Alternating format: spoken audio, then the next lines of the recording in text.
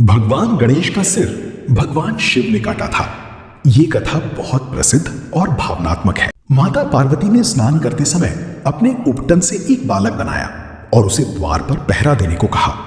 तभी भगवान शिव वहां आए, लेकिन बालक ने उन्हें अंदर जाने से रोक दिया क्योंकि वो अपनी माता की आज्ञा मान रहा था। इस बात पर भगवान शिव क्रोधित हो गए और युद्ध हुआ। क्रोध में आकर उन्होंने उस बालक का सिर काट दिया। जब माता पार्वती को पता चला तो वे बहुत दुखी और क्रोधित हुई। तब भगवान शिव ने अपने गणों को उत्तर दिशा में मिले पहले जीव का सिर लाने को कहा।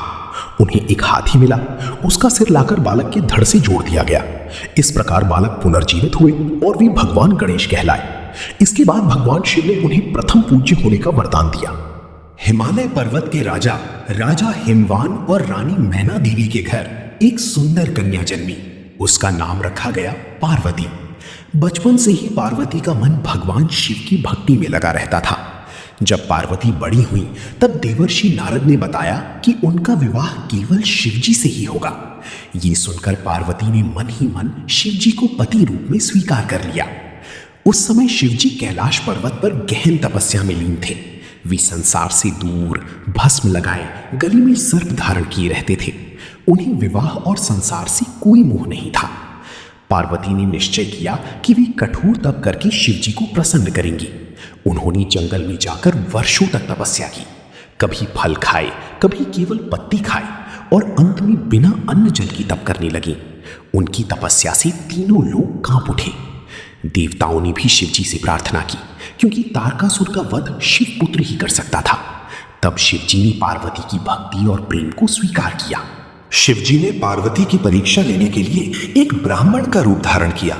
उन्होंने पार्वती से कहा, तुम शिव जैसे विरक्त और अजीब योगी से विवाह क्यों करना चाहती हो? पार्वती ने उत्तर दिया, शिवजी संसार के स्वामी हैं। वे सरल, दयालु और महान हैं। मैं उन्हीं को पति मानती हूं। यह सुनकर शिवजी अपने असली रूप में प्रकट हुए और बोले, हे पार्वती, मैं तुम्हारी भक्ति से प्रसन्न हूं। मैं तुमसे विवाह करूंगा। फिर कैलाश से भव्य बारात निकली। बारात में भूत, प्रेत, गण, देवता, ऋषि और योगी सब शामिल थे। शिवजी नंदी बैल पर सवार थे। उनका विचित्र रूप देखकर माता मैना पहले घबरा गई। तब शिवजी ने सुंदर दिव्य रूप धारण किया। सभी आनंदित हो उठे। शुभ मुहूर्त में वेद मंत्रों के बीच भगवान शिव और पार्वती का विवाह संपन्न हुआ। देवताओं ने पुष्प वर्षा की, आकाश में दुंदुभियां बजी और चारों ओर उत्सव मनाया गया। इस प्रकार शिव और शक्ति का मिलन हुआ।